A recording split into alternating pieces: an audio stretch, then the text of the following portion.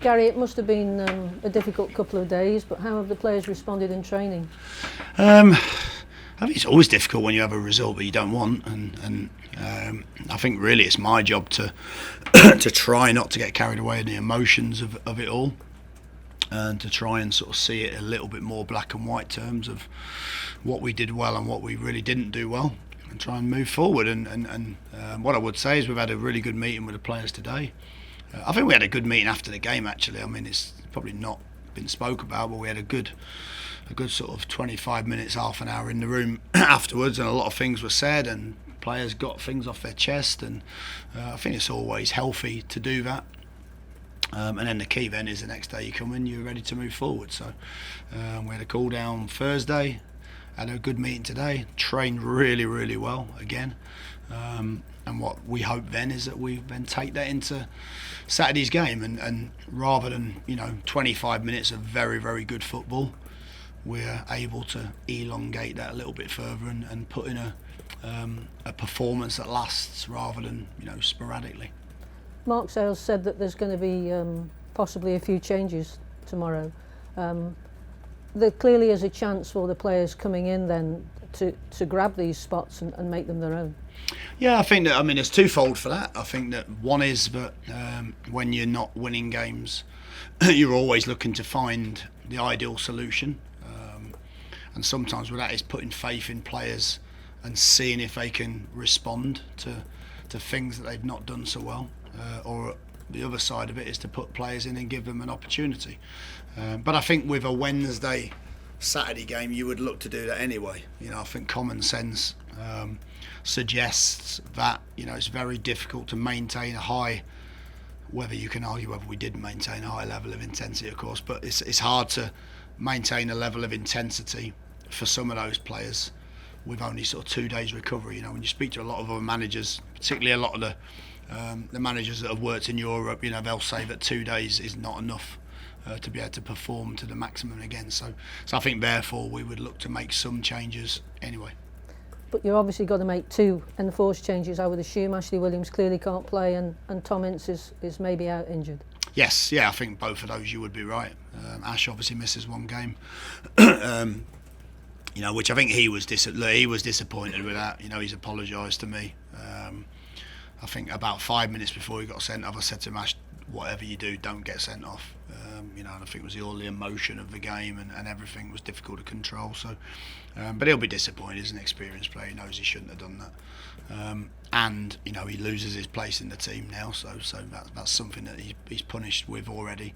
And Tom's. I think we're talking about maybe a grade 2 hamstring strain, so hopefully the fact that he came off when he did, he maybe could have came off earlier, but he actually wanted to get back out there in the second half, which I think shows a level of desire from Tom that's matched, I think, his ability so far. I think again, first half he was very bright. I think he's been a bright spark in the start to our season. So he'll be sorely missed, but again it'll give someone else an opportunity. And obviously people don't want to talk after a bad defeat, but Tom fronted up to the press and made a very honest statement about how bad we were and how the talking had to stop.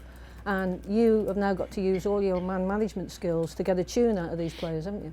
Yeah, look, I think the first thing is I think everybody in some ways, I think everybody's fronted up to the issues. I don't think anyone's really sort of hidden away from it or shied away from it. I don't think.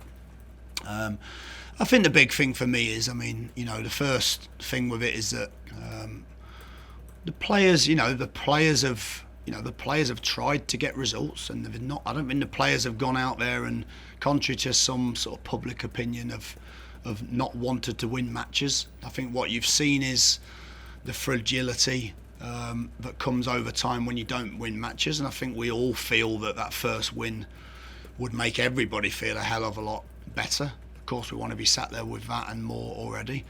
But I've seen an honesty in the players that they've worked incredibly hard. For the ones that have been involved, they've worked incredibly hard so far to try and do that. We know we can. I think the frustration is we know we can produce that 25 minutes. We know we can produce that for a whole game. and little things in the game are making that difficult, i.e. individual mistakes, not teams cutting us open with great play. Individual mistakes. I think 8 out of the 9 goals have been individual mistakes, which we know we've got to eradicate. But I see a group keen to try and do that. I see a group pretty honest about the issues. They'll all say themselves, we've got to shake ourselves up. And then the second part of that is that as a manager, I've got to drag them through. I've got to drag them through, kicking and screaming, whether they want to be dragged through or not. That's exactly what I'll be doing. I think my thing has always been the same. I'm only human. I'll be disappointed after games, and occasionally I'll say things that I might say in the heat of the battle. But usually the next day, I'm very positive about what it needs to be changed, because ultimately that's all you can do. All you can do is be disappointed, get over that disappointment quickly, and work incredibly hard to try to get this result that we all crave to get us on the way, because it'll change quickly. I've seen it before. I've had lots of spells in my management careers with a little bit of adversity. I've had some poor results, and some of it's only hard work and making sure you nail down the basics and try to do the right things and try not to panic and go away from the game plan when you concede a goal, which I think at the moment is very easy to do, and then become a little bit ragged. So all of those things, we'll have to make sure we do. But I say it again, I'm confident in the group. We've always felt that some additions to the group will help. We've always felt that there were certain players that probably have come to the end of the road with this group, which I think everybody knows that, and I think everybody at the club's worked hard to change some of that. And that's what it is. My job's to handle the adversity and to give the players the tools to be able to go out and perform within it, and that will never change. You've talked about additions and people going out. What's the news on the latest supposed addition of Woods? Are we anywhere with that? Yeah, Ryan's. We've had a medical this morning with Ryan. I think we're quite close to potentially getting that deal sorted, but it's not complete yet. So therefore, that's where it's at. But we've always said that was a position that. That was a position that we wanted to have in the building. We felt that maybe Badu could be that one earlier in the season, but I think it's quite clear that he would like to move on if the opportunity arose, but that hasn't arose yet. So therefore, we can't wait. We've got to try and fill that role, because I think that's something that will help other people. I think it will knit certain things together within the team, and of course. If we can get that deal done, then Ryan, I think, will be a terrific addition. And do you think the board will help you? Because we've got the chance of one more loan. Are you trying to get anybody else in? Are the board going to help you? Yeah, look, I think what I would say is the board have helped us from the start. I think the owners have invested in the squad and invested to try and improve the squad. I think, again, probably if you had to start the summer, you'd predict that maybe 4 or 5 players would have had opportunities to move on. That's not necessarily been the case. It doesn't mean to say it won't be the case for the next. We've still got a week almost for the window to shut, and I'm sure there'll still be some movement. But ultimately, as a club, you can only spend money and hope that you can get some in as well, because that's sensible. It's a bit. Stoke City Football Club is also a business, and the owners have to balance the books. But what I would say at the moment is they've given me incredible backing, and in turn, I think part of my frustration is I'd like to repay that backing with performances a little bit better than Wednesday night on the pitch. So the guys that don't seem to figure in your plans, I noticed Charlie Adam. It was mentioned that you'd said Charlie Adam might be able to get another club, but he was on the bench on Wednesday.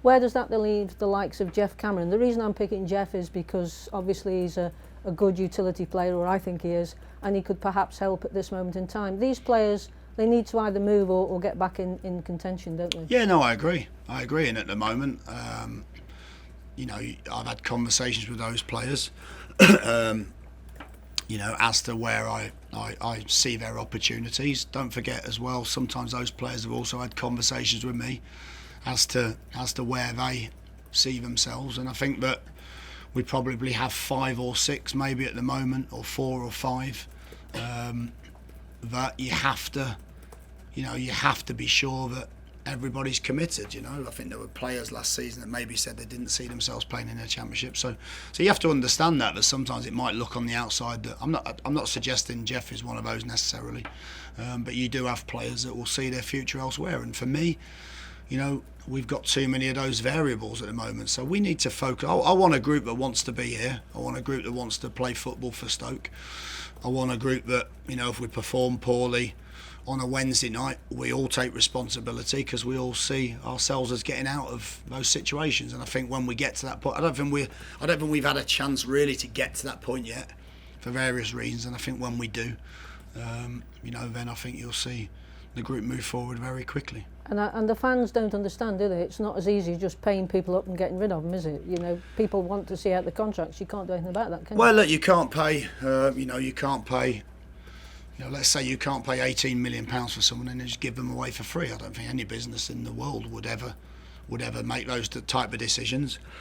What you hope is that those players get an opportunity to move on. You hope that move is probably not going to be ideal, but is a fair reflection of where those players are at financially to the club. Because you can't just keep spending money. You have to try and get some money in and balance things off as well, which I understand that. I think that's fair. I think that's what any good business would do. And I think to a certain degree the owners have actually put themselves in a position where they haven't had that, but they've still spent the money, and you have to applaud them for backing up their words of trying to atone for last season with their actions.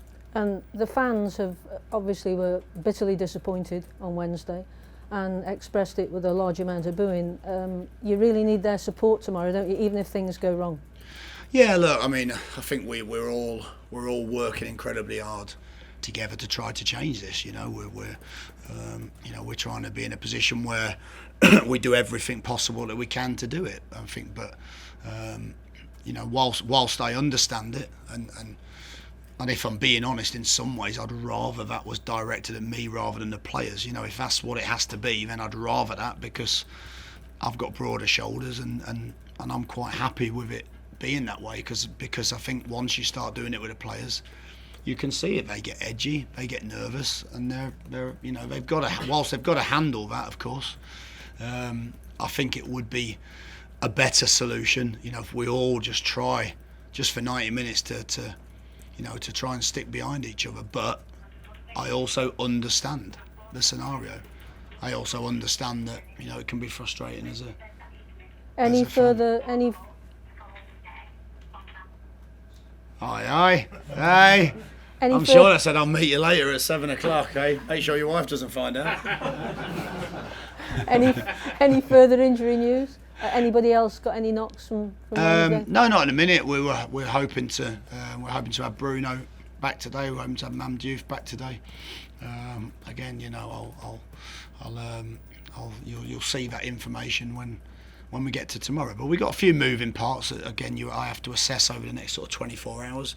But again, I think whatever side we put out there will be good enough against a whole side that will be desperately trying to get a result for themselves. But we'll have no excuses with the team we put out there. What we've got to do is we've got to go and put it to the opposition and make it a very uncomfortable afternoon for them.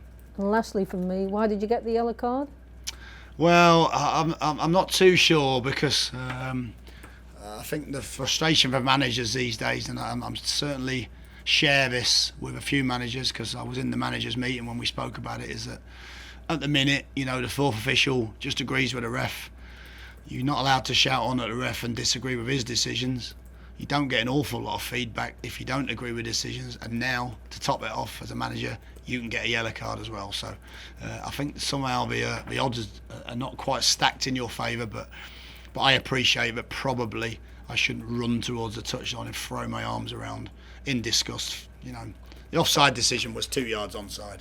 So unfortunately for us, we've had a sending off that wasn't given, but was retrospectively. We've had an offside for the first goal, which we finished, that wasn't given. So I don't think we're getting too many breaks at the moment, but of course in life, you've got to earn those breaks. You paid your fine? I don't think I get I'm hoping that I don't get a fine for a yellow. I think that's what it is. It's the old ticking off. But now it's a nice one for the ref to come and stride and put a stiff arm out and put the yellow in your face. I think Fraser's standing there waiting to take your money. Fortunately, I didn't get a red. Thank you. You've been in the job now.